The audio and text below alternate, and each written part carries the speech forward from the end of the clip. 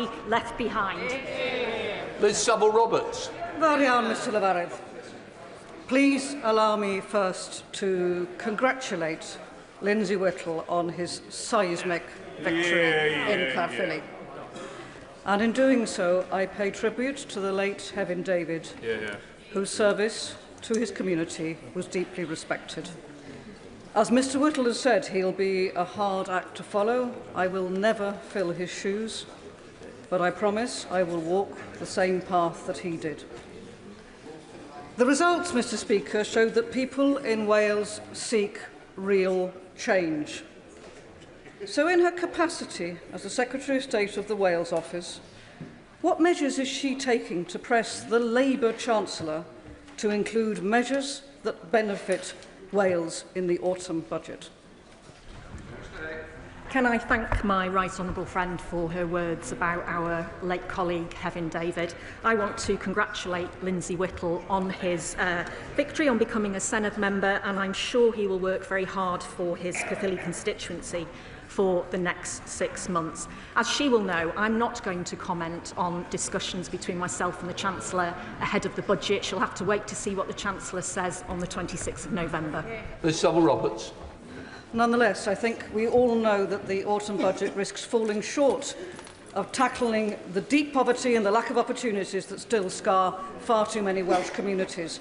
We need to tax income from wealth fairly, scrap the two-child limit, ensure that families have the support they need to cope with rising costs. So she tells me to wait for the budget. Perhaps she would therefore be prepared for once to meet with me to discuss Plaid Cymru's proposals for a fairer, more ambitious UK budget, one that actually works for Wales.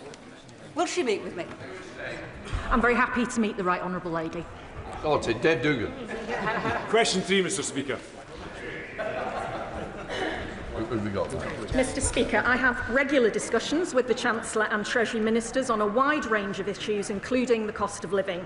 This Labour government is on the side of working people, and it's why we've already taken action by increasing the national minimum wage and the national living wage for 160,000 workers across Wales. We've frozen fuel duty and extended the warm homes discount. There is more to do. We're determined to put more money into people's pockets right across Wales. Dave Dugan. A century of Labour taking the people of Wales for granted came crashing down last week with the sensational victory of Plaid's Lindsay Whittle in Caerphilly, with Labour reduced to third place. And why would anybody accept any more Labour as Labour's cost of living soars, as Labour's Westminster perma-crisis deepens, and as 700,000 people in Wales live under Labour's poverty prospectus? So she won't say what she's going to speak to the Chancellor about, but does she think the Chancellor is ready or willing to help the people of Wales? Because the people of Wales feel abandoned by Labour over the last 5 decades. I'm not sure whether the honourable member has ever been to Caerphilly or even to Wales, but if he has, that's good. If he hasn't, he needs to be careful about what he's saying about the people in Wales. He doesn't know what he's talking about. So absolutely does not know what he talks about. And his party's record in Scotland is nothing to boast about, and nationalists will divide the United Kingdom, costing Wales £21.5 billion every single year. Chair of the committee, Ruth Jones. Thank you, Mr Speaker, and I welcome the news last month that Newport City Council and Caerphilly County Borough Council both received £21.5 million each from the UK Labour Government Pride in Place scheme. This funding will empower communities across my constituency of Newport West and Isloin to invest in community assets, their local high streets, drive local growth and create jobs, thus reducing the cost of living. So does the Secretary of State agree with me that at last in Wales we have 2 Labour governments delivering for the people of Wales? The Chair of the Welsh Affairs Select Committee is absolutely right. Our Pride in Place programmes, the Local Growth Fund, the City and Growth Deals, the investment zones and our free ports are all the result of having 2 Labour governments working together for the benefit of everyone across Wales. And taken together, they will boost the economy, draw in further investment, create thousands of jobs and raise living standards across Wales. They demonstrate this government's commitment to growth, practical, visible, long-term investment that empowers local communities and delivers real benefits for them. Anne Davies. Question number 4, please, Speaker. Mr Speaker, overhead lines are much cheaper to build. Undergrounding costs an estimated 4.5 times more than overhead lines, according to the Institution of Engineering and Technology. Overhead lines are also quicker to build, cause less environmental damage, and are much easier to maintain. The cost of building this infrastructure is borne by electricity bill payers, and Plaid's policy on undergrounding will not only increase bills, but suffocate the economic potential of Wales's green industrial revolution. Davies. Diolch, Mr Llefarydd. My constituency is the location of two major infrastructure projects, a 97-kilometre and a 60-kilometre network of pylons along several hundred, 248 actually, 230-metre tall wind turbines. The cumulative impact of these projects is significant, occupying land that could support other development, and it remains unclear whether they will lower electricity bills or improve electricity connectivity for local households nor businesses. What discussions has the Secretary of State had with the Welsh Government to ensure that these projects deliver genuine benefits for our communities? I heard what the Honourable Lady said, but we do have a policy to ensure that communities who host clean energy infrastructure can directly benefit. The new Community Funds Guidance aims to improve the consistency in the amount of funding for communities that could be used towards local projects. And on bill discounts, we're introducing a scheme which will provide household discounts to those living closest to new and significantly upgraded transmission infrastructure projects. Henry Tufton. Mr Speaker, I like my constituency neighbour, and Plaid want to be taken seriously as a party of government, but they fail to recognise the importance that renewable energy will play. Does the Secretary of State agree with Renewable Cymru, who recently concluded that Plaid's approach will cost jobs and investment in communities like mine in Pembrokeshire? Labour is the only party that is committed to investing in renewable energy, energy that will bring down bills, create thousands of jobs for people right across Wales. Plaid and Reform are against renewable infrastructure. Plaid and the SNP don't want nuclear. Their economy spokesperson, Plaid's economy spokesperson in the Senedd, is anti-nuclear. They're happy to see people pay higher bills, they're happy to spurn investment, and they're happy to see job opportunities slashed. David Chadwick, Liberal Democrat spokesperson. Thank you, Mr Speaker.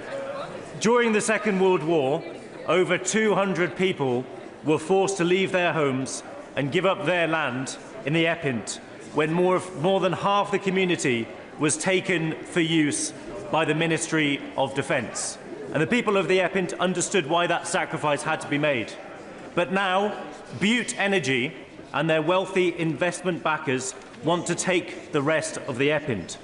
Does the Secretary of State agree that the Epint has already sacrificed enough? And will she work with me to defend the Welsh countryside from once again having its wealth extracted from it with no benefit to local communities? It sounds like the Liberal Democrats in Wales have the same position as Plaid Cymru. Our priority is to drive growth, lower bills and create jobs through our new green energy revolution, and that includes people in his constituency. Investment in his constituency should be something that he should be welcoming. Rebecca Smith. Number 5, Mr Speaker. Minister. We inherited a broken asylum system in absolute chaos from the party opposite, with tens of thousands stuck in the system, dependent on expensive asylum hotels. We are committed to ending the use of hotels as asylum accommodation as soon as possible and before the end of this Parliament as part of a controlled, managed and orderly programme. Rebecca Smith. Under the Welsh Labour Government, waiting lists, educational standards and opportunities for young people have all ground to an abrupt halt. It is shocking, therefore, that the Labour Welsh Government isn't prioritising these issues, which would make a real difference to the people of Wales.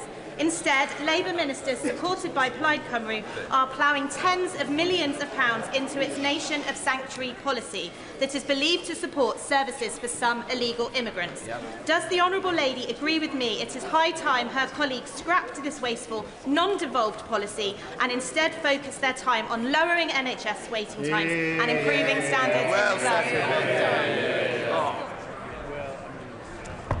the It sounds like the member opposite doesn't agree with welcoming the thousands of Ukrainian refugees, which the UK government's nation of sanctuary has largely supported.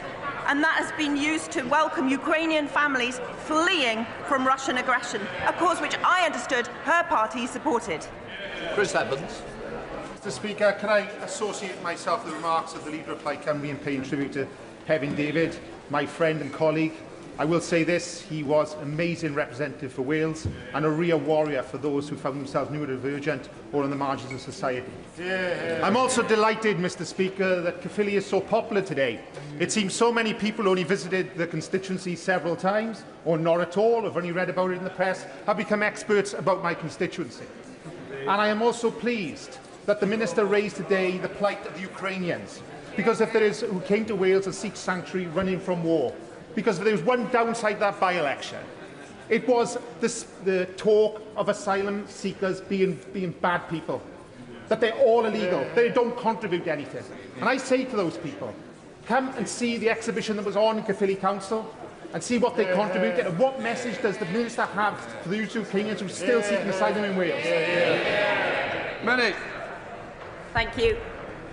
We offer sanctuary for those who desperately need it, and we are proud of that. But we inherited a broken system from the party opposite, contracts that are inherited. Hotel use since the last election has nearly halved, and we have removed 30,000 people who have no right to be here, ensuring that those who do need to be here do have the welcome and support that they need.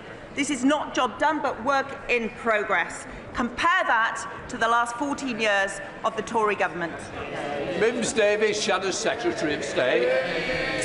So after wantonly scrapping the Rwanda scheme, the Labour government is now overseeing record-breaking figures of illegal immigrants and reported the scandal was now engulfing North Wales, where more than 200 illegal immigrants tried to gain entry to the country on ferries from Dublin to Holyhead. Meanwhile, Penelli military camp in South West Wales was previously condemned by Labour Welsh Government. It appears their current policy, along with reforms, is from boats to barracks, which is happening in Scotland and Sussex.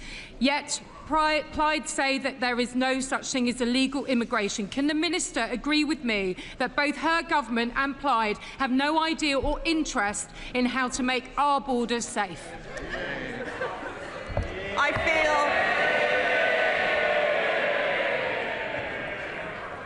the party opposite forgets about the chaos that they created. We have inherited a broken system, inherited from 14 years of chaos, in contracts that we have to honour from the last government. But in the last year, we have halved the use of hotels. We have removed 30,000 people who have no right to be here. This is not job done, as I say, but it is work in progress, and compare that work in just 1 year to 14 years of chaos under her party's government. Catherine Folks. Question number 6, Mr Speaker. From bench number 6, Minister. We are investing at least £445 million into Welsh Rail to right years of underfunding by previous governments. This will mean new stations, more and faster trains along the key lines, improve cross-border connectivity, create jobs and boost economic growth. I thank the Minister for the investment of £445 million, which will be a fundamental driver of economic growth and connectivity in South Wales.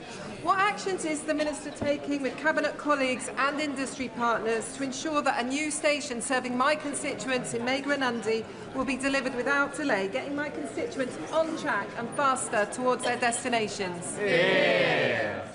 I I thank my honourable friend. She has been a strong champion for this rail investment, which is key to unlocking Wales's economic potential. This includes funding to progress the 5 burn stations in Cardiff East, Newport West, Somerton, Llanwern, Magor and Dundee. I will continue to work with the Welsh Rail Board, Welsh Government, to ensure the communities she represents get the infrastructure that they need. Asper Brandreth. The huge economic potential of both the northwest of England and North Wales is being held back by poor rail infrastructure. The last Conservative government committed to at least £1 billion to upgrade and electrify the railway lines from Crewe and Warrington through Chester into North Wales. This Labour government has scrapped those transformational plans at a time when economic growth is a priority. Will she seek to reinstate the vital rail infrastructure investment in the Mersey-Dean North Wales region? Well, that money just didn't exist. And we are investing a historic £445 million into Welsh Rail to right years of underfunding by previous governments and unleashing Wales' economic potential. This will mean new stations, faster trains on key lines and connecting people, well-paid and better jobs right across Wales. 2 governments working in partnership to deliver for the people of Wales. Before we come to Prime Minister's questions, can I welcome in the gallery the Honourable Speaker of the Parliament of Sri Lanka and his delegation. We now come to questions to Prime Minister Nick Smith. Number 1, please, Mr. Speaker. Prime Minister. Mr. Speaker, the scenes of destruction emerging from Jamaica are truly shocking. Both the Foreign Secretary and I have been in close contact with our Jamaican counterparts in recent days to offer the UK's full support. Mr. Speaker, I can update the House that HMS Trent and specialist rapid deployment teams are pre-positioned in the region, and we stand ready to provide humanitarian support. Mr. Speaker, Awab Ishaq died 5 years ago from a respiratory condition caused by exposure to black mould in his flat in Rochdale. He was just 2 years old. No child should grow up without the safety and security of a decent home. For far too long, millions of people have lived at the mercy of rogue landlords and insecure contracts. Labour is ending that. Despite the best efforts of the Tories and Reform who voted against it, our Renters' Rights Act is now law, including Awab's law. Fighting for working people, that's the difference a Labour government makes. And on that issue, Mr. Speaker, this government has secured the biggest deal to manufacture Typhoon fighter jets in this country for almost 20 years. We secured that deal because the UK is back as a leading and trusted member of NATO. A timely reminder for the Green Party, whose policy is to take us out of NATO, the Putin-friendly Reform Party, who would have no standing with NATO, and for the leader of the opposition, you don't win NATO deals by not turning up to NATO summits. Mr. Speaker, this morning I had meetings with ministerial colleagues and others. In addition to my duties in this House, I shall have further such meetings later today. Nick Smith. Mr. Speaker, can I associate myself with the Prime Minister's remarks about supporting Jamaica? Across our country and in Blaenau Gwent and Rumney, off-road bikers are a menace. They tear up our environment and turn our streets into racetracks. After years of Tory cuts, Gwent police are tackling this now. So does the Prime Minister agree with me that police forces and communities like mine are seeing the difference that Labour can make in power? Well, I share my honourable friend's determination that everyone feels safe and secure in their community. Neighbourhood policing was decimated by the party opposite, and we're restoring it with 3,000 extra officers by spring. We're also giving them the powers, Mr. Speaker, they need, including tough new respect orders that allow the police to seize and destroy vehicles within 48 hours. The Tories walked through the lobbies with Reform in voting against our crime and policing bill. The opposition, Keir Starmer. Thank you, Mr. Speaker. Last year, in its manifesto, Labour promised not to increase income tax, not to increase national insurance, and not to increase VAT.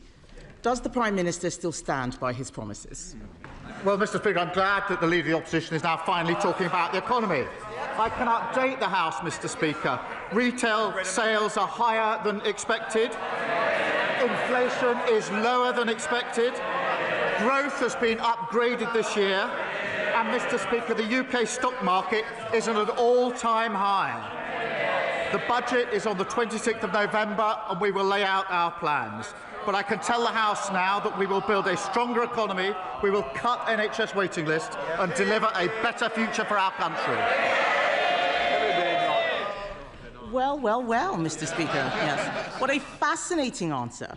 It is not the same answer that I received when I asked exactly the same question, word for word, on the 9th of July.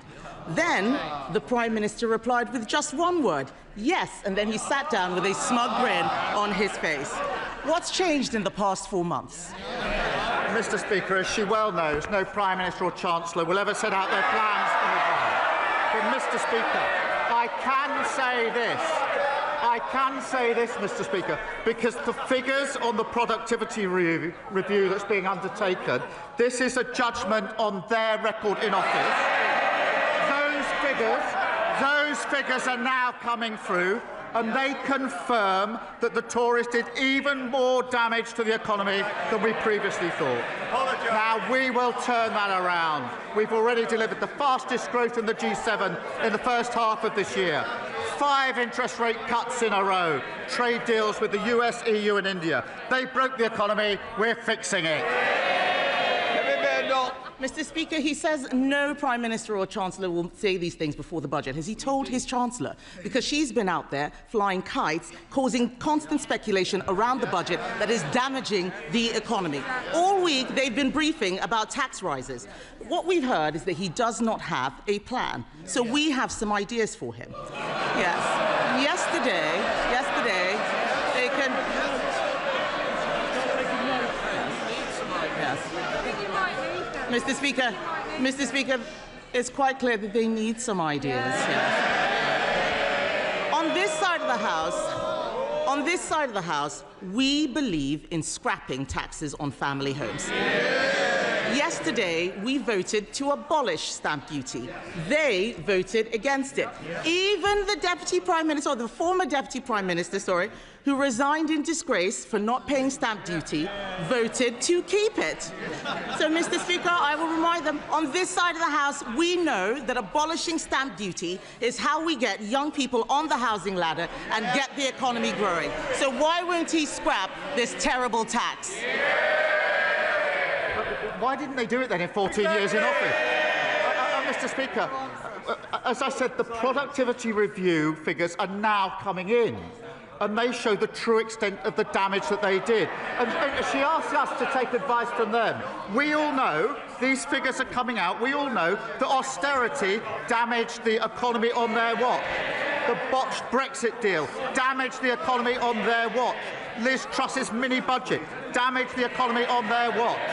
So we'll take no lectures or advice from them on the economy. They won't be trusted on the economy for generations to come. And, Mr. Speaker, that's why at our budget, I can be clear, there will be no return to austerity. That's what broke the country. No return to the instability of their mad borrowing spree. And we'll end the unfairness and low growth that squeeze living standards for working people. That's the path to national renewal.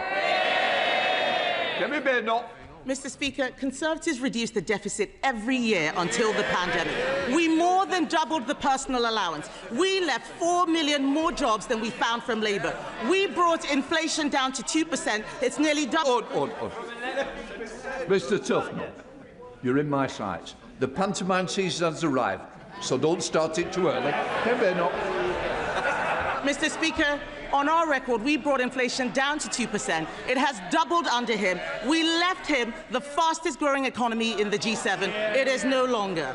The truth is, they have no ideas. We're giving them some. There is another way to get growth.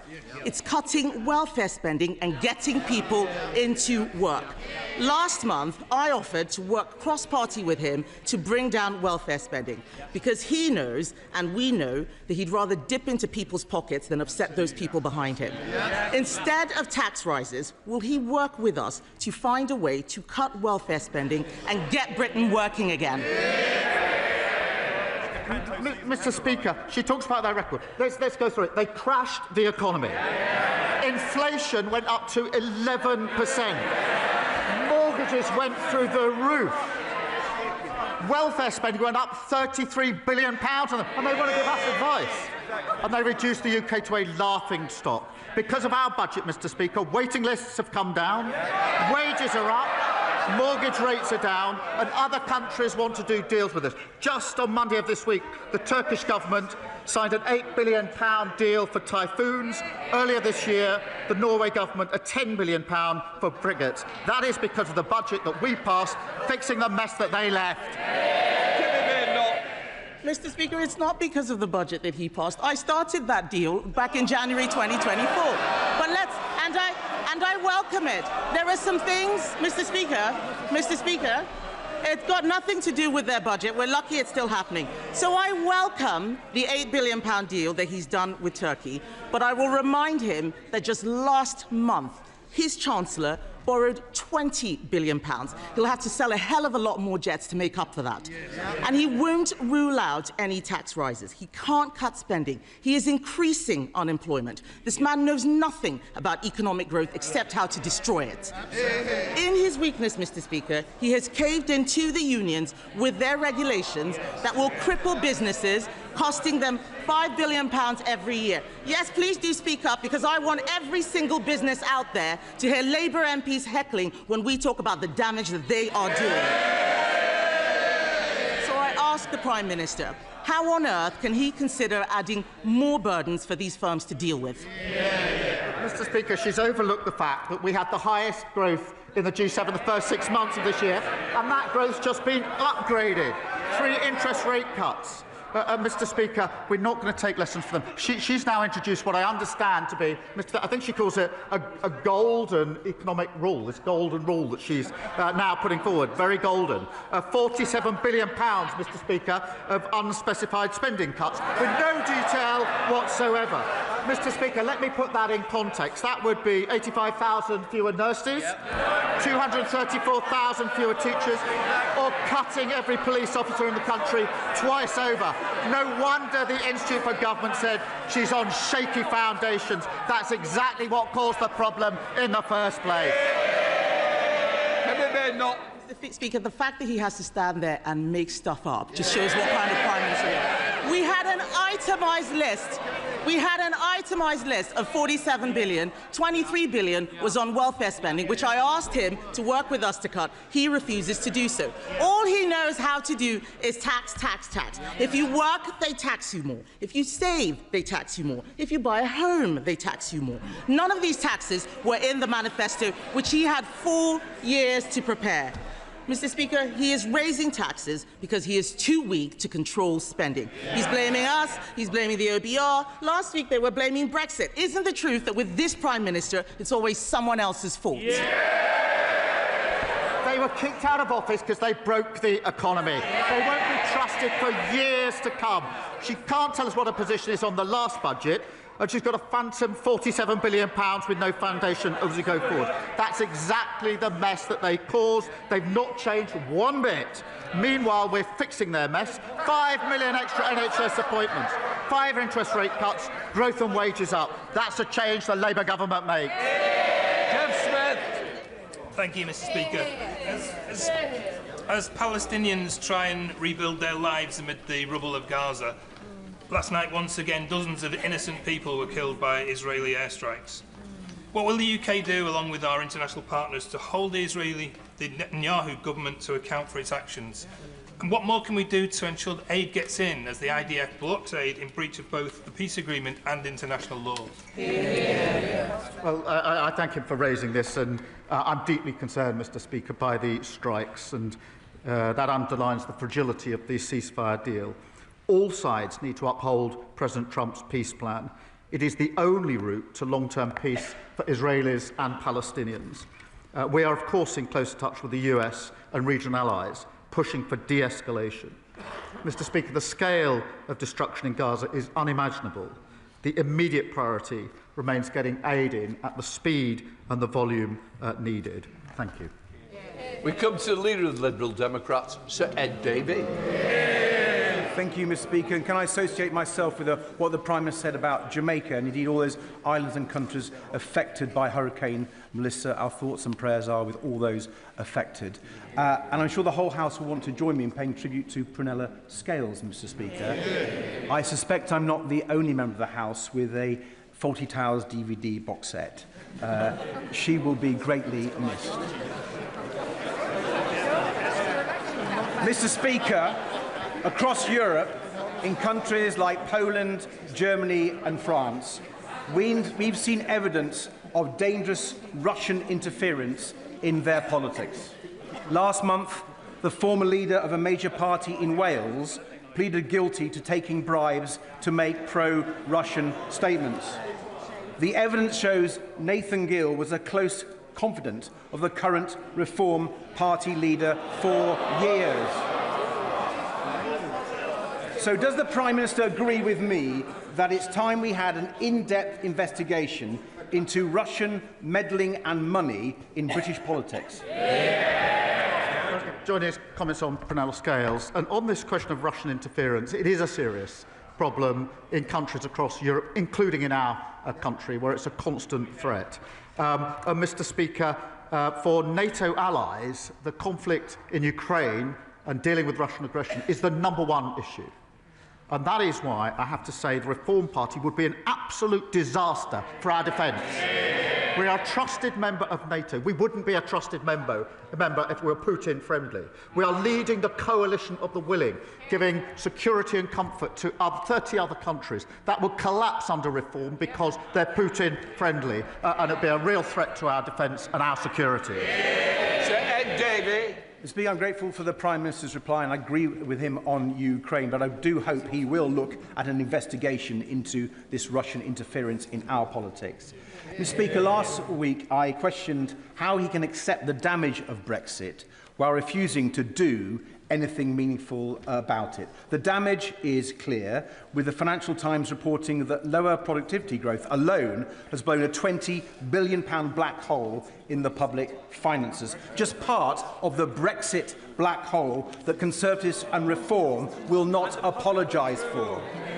Last week, he rejected my plan for a new customs union.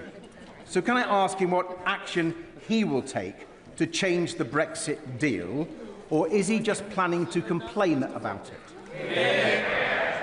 Well, he must have overlooked the fact that there was a UK-EU summit earlier this year in which there were 10 strands to the change that we've already agreed in relation to relationship with the EU, including closer trading relationships, including closer work on defence and security, and that is an iterative process that we will continue into next year. But he's absolutely right about the botched deal of the last government, the damage that's done to our economy, and we're just seeing some of the figures coming through in relation to that. That's one of the reasons, or one of the factors behind the way they crashed the economy. Jonathan Brash. Thank you, Mr. Speaker. Football is a game based on fairness, yet brilliant clubs that unite communities every week, like Hartlepool, are being held back by a fundamental unfairness. The 3 Up campaign, backed by 72 National League clubs, including Hartlepool United, and championed by Hartlepool legend Jeff Stelling, seeks to grant a 3rd promotion place from the National League to League 2. This simple change will be transformational for these historic clubs, many of which are over a century old. Now, while I accept Arsenal may never directly benefit from such a change, does the Prime Minister agree that this campaign to put football first would help the new football regulator protect club heritage, ensure stability and put fairness and fans back at the heart of our game? Well, can I start by wishing Hartlepool United the best for this season? He will appreciate the structure of the leagues is a matter for leagues themselves, but I do commend his campaign and everything that he's putting behind it. I also want to pay tribute to the staff the fans and the players at Sheffield Wednesday at this difficult time. Mr. Speaker, we've delivered the independent football regulator to stand up for fans and make sure clubs have fit and proper owners. The party opposite used to support that, but now they oppose it. Gavin Robinson. Mr. Speaker, the Prime Minister has a deep understanding of policing in Northern Ireland and the importance of it. He knows about the ongoing national security threat. Indeed, he knows about the additional costs of dealing with the legacy of our past. And he knows that the PSNI has been underfunded. He knows that the Northern Ireland Executive have rightly brought forward a stability programme for them. He knows that they are under strength, because New Decade New Approach in 2020 suggested there should be 7,500 police officers in Northern Ireland. Today there are 6,200. But does he know that the Treasury did not look favourably upon a request to draw upon the reserves for a data breach cost of £120 million? Does he recognise that in Treasury terms that incident was unpredictable, it was unforeseeable, it's unaffordable? It matches the criteria that the Treasury have. To set aside that money in a year would be 10% of the overall PSNI budget. It is not affordable. Can I ask him, in engagement with the Chancellor, to think about this issue again and to ensure that our police service of Northern Ireland and the national security threat that they face is not hampered by in-year financial rules? Well, can I thank him for raising this important issue, and I know it is of a real concern to him. Can I reassure him that I am in regular contact with the Chief Constable, John Boucher, and the PSNI on this very issue, as he would expect. As he's aware, we provided a record settlement for the Executive, £19.3 billion per year on average. We also invested £113 million in additional security funding for the PSNI to help address specific security challenges. Now, whilst it's for the Executive to set the PSNI budget, I want to reassure him that our commitment is to keeping people safe in Northern Ireland. Alan Strickland. Thank you, Mr. Speaker. I'm speaking on behalf of my constituents, Shannon and Tyler, who lost their 2-year-old son, Hudson, earlier this year. Worried about their son and calling 111, they were told he had gastroenteritis. In fact, Hudson had a twisted bowel and a few days later, after being rushed to hospital, tragically died. Mr. Speaker, Shannon and Tyler are full of praise for the NHS medical staff who worked so hard to save their son's life. They just wish they'd been offered an in-person appointment sooner, which might have given a more accurate diagnosis. They want Hudson's legacy to be better access to face-to-face NHS appointments for children under 5, so other families don't face this tragic situation, and their online petition on this matter has gained over 80,000 signatures. Will the Prime Minister join me in sending the best wishes of this House to Hudson's family? And will he ensure they meet a health minister to discuss their courageous campaign? Well, can I thank him for raising this tragic case? And I'm sure I speak for the whole House in saying we send our sympathies and thoughts to Hudson's parents, Shannon and Tyler. And I'll make sure that they get the meeting that he's asking for. This is exactly why we're working to improve access to face-to-face appointments for those that want one. And to enable that, we've delivered the largest cash uplift for GPs in a decade, put over 2,500 GPs into general practice, and we're upgrading 1,000 surgeries to deliver 8 million more appointments. James McMurdo. Thank you, Mr. Speaker. Mr. Speaker, earlier this week, I got to see the very best and some of the worst of our National Health Service. When my own daughter needed them, they were there. But when an 89-year-old gentleman in the restaurant I was eating in collapsed, it took over an hour and 15 minutes between my first call and the arrival of 2 exhausted paramedics. Basildon Hospital has just been downgraded to inadequate in the latest Care Quality Commission.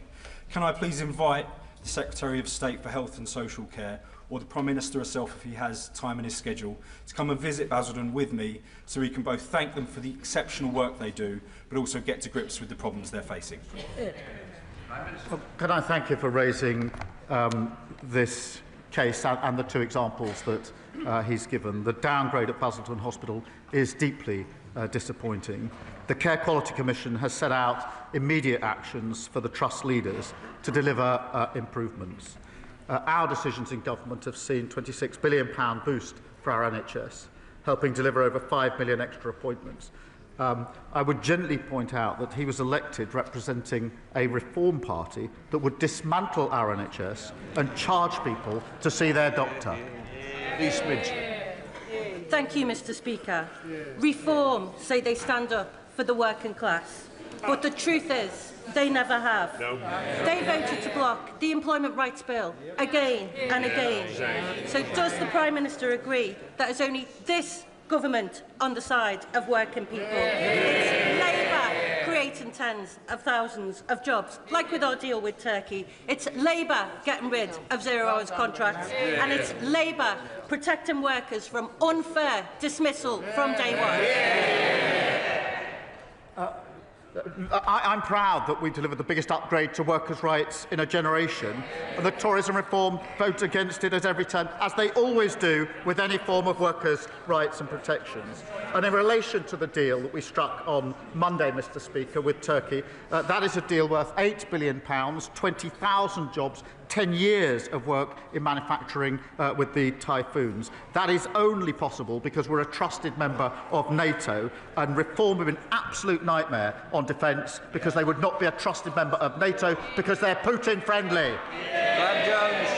Thank you very much, Mr. Speaker. Targets for cancer patients beginning treatment within 62 days hasn't been met by any NHS trust for 10 years, a legacy of the last Conservative government. If this target had been met in every month of 2025, so far nearly 3,000 breast cancer patients would have started their treatment on time. Will the Prime Minister ensure that the National Cancer Plan, which I asked for a year ago, makes it possible for the 62-day target to be met, along with recruiting much-needed cancer specialists and replacing outdated equipment? Well, I thank him for raising this, and I know this is personal to him. We are investing £600 million to improve diagnostic capacity and rolling out new radiotherapy machines, including in his local trust, I'm pleased to say. We have seen real improvements. 148,000 more people now have cancer diagnosed or ruled out within 28 days, but I acknowledge there is more to do on this. The National Cancer Plan will set out how we will go further and deliver the best care for every patient. Mr. Speaker, the big four banks have been allowed to abandon our high streets, basically closing them with impunity. Between 1999 and 2025, my constituency alone has lost banks at Guildhurst, Newbign-by-the-Sea, Bedlington and Blyth. And this, Mr. Speaker, is at the same time these banks made more than £40 billion profit in last year alone. They're absolutely drowning in cash. The manifesto pledge to roll out 350 banking hubs is to be welcomed, but its quirky, almost bizarre qualifying criteria needs detailed revision. Will the Prime Minister commit to a wholesale review of personal face-to-face banking, which would enable local residents and local businesses, alongside many vulnerable people, to access their own money in their own time on their own high street? Well, can I thank you for raising this? And I know how important face-to-face banking is on our high streets. We have committed, as he says, to rolling out 350 banking hubs across the United Kingdom. Over 180 are already open. I want to reassure him that 350 is not the limit. While decisions over hubs are taken independently, they can be rolled out wherever a community needs one. And I'm happy to make sure the relevant Minister follows up with details for him. I will. Mr. Speaker, I'm proud that the last government introduced the triple lock and we're committed to keeping it. But from...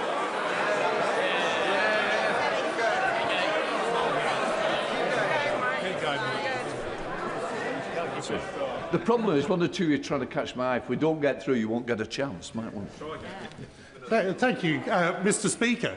It was a great achievement of the last government and we will be keeping it. But from April, pensioners with private pensions as low as £2 a month will be paying income tax for the first time.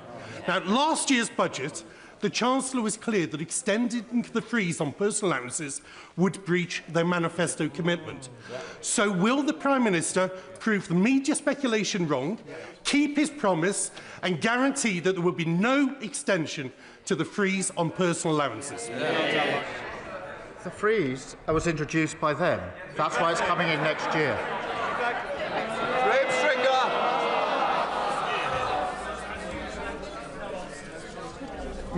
Mr. Speaker, the honourable member for West Suffolk, when he was an official, produced a devastating report on the Home Office.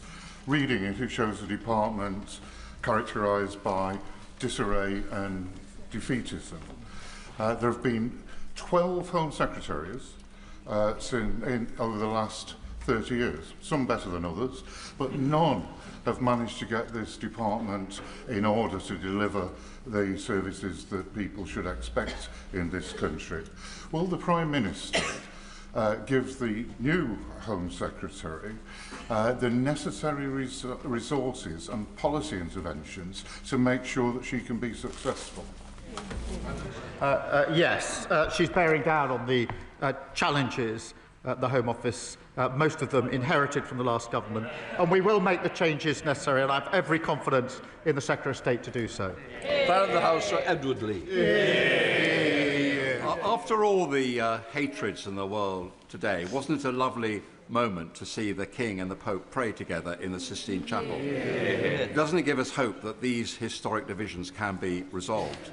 And doesn't it give us hope that despite the fact that Ukraine and Gaza may seem intractable problems, if we have the will to preserve the freedom of all people to live in their own country, and if we have the will to have faith in our common humanity, these problems can be resolved and we can win through. Can I agree with him? I thought the King and the Pope praying together was an incredible message to the world and very, very powerful. And I agree with him that if we all work together, we can actually bring people together, notwithstanding the very many difficulties and challenges that poses around the world and in our own country. It's why, so far as we can, we should be uniting on national patriotic renewal in this country, rather than the toxic division that we see on some of the benches opposite. Daniel Zeitner.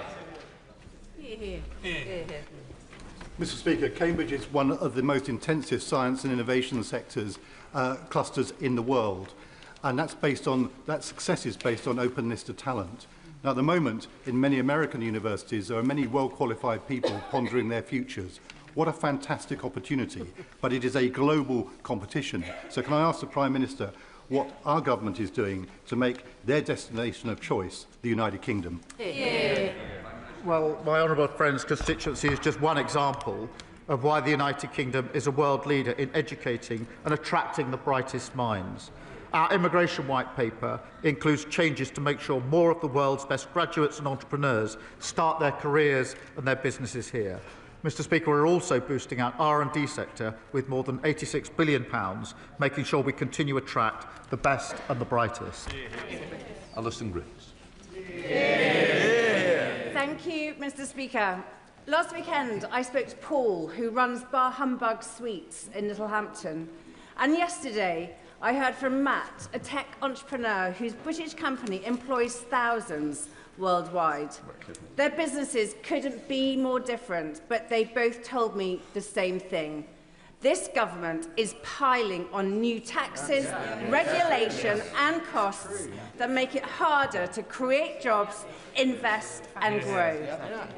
So when will the Prime Minister stop choking opportunity and start backing the people who create jobs in the first place?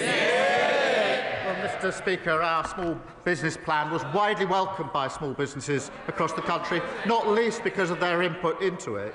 But she complains about the measures we had to take at the last budget, including national insurance. It says chose to take. They still can't say whether they'd reverse them. They know nothing about the damage they did to our economy. Janet Davey. Mr. Speaker. Mr. Speaker, I'm wearing all black today, and that's to demonstrate my sorrow due to a fatal stabbing that took place in my constituency yesterday. Now, we all know that one death is one death far too many, but I've had 2 deaths in my constituency in the last few weeks.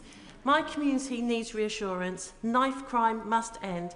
Can the Prime Minister say what more his government is doing to tackle knife crime? Well, can I thank her for raising these tragic cases which have a huge impact on families, friends and communities. And I know that she's a passionate and dedicated campaigner on this issue. Every single life that's lost to knife crime devastates communities, and that's why we've banned zombie knives and ninja swords and have strengthened controls on online knife sales.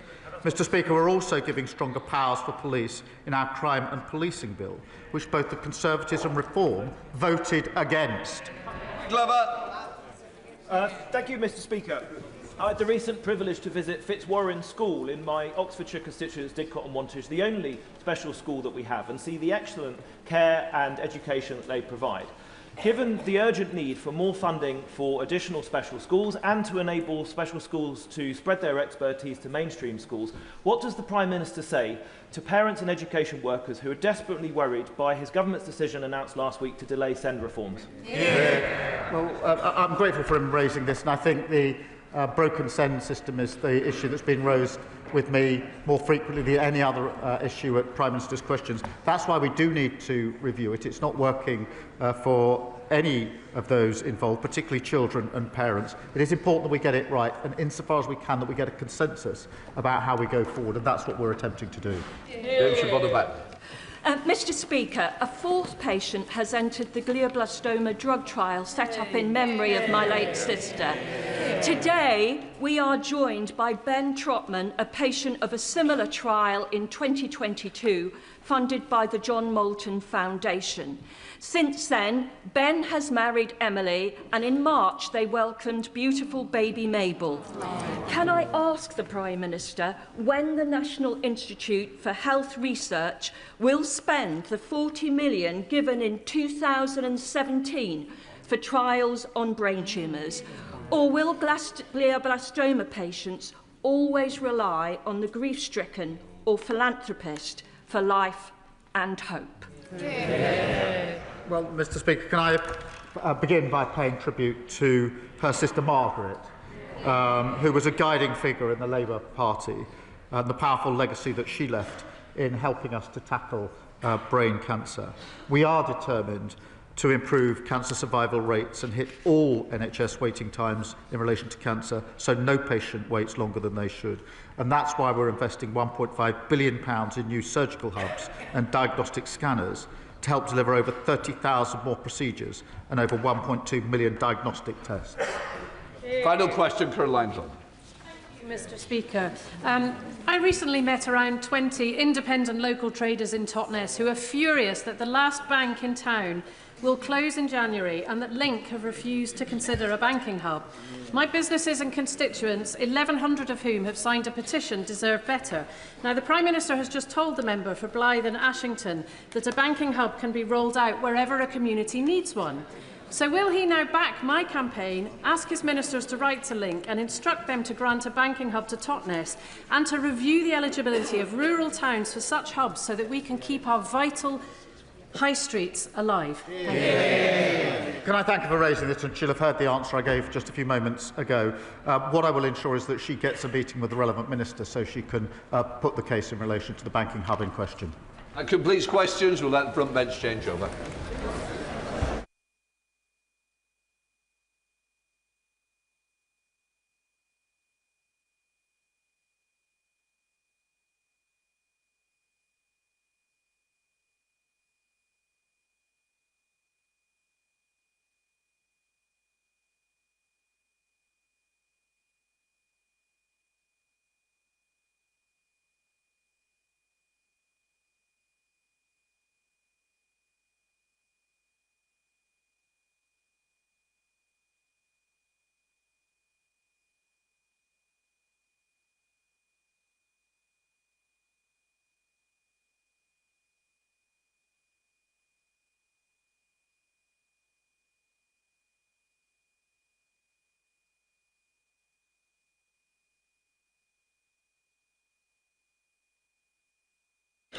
Right, we now come to the urgent question. Dame Priti Patel. Mr. Speaker, to ask the Secretary of State for FCDO if she'll make a statement on the actions taken to secure the elimination of Hamas from Gaza and the preservation of the ceasefire. Minister. Mr. Speaker, the House will be aware of events over the last 24 hours in Rafah, including reports that Israeli strikes took place last night. Estimates of the death toll vary, but suggest that up to 100 people in Gaza have been killed. We understand these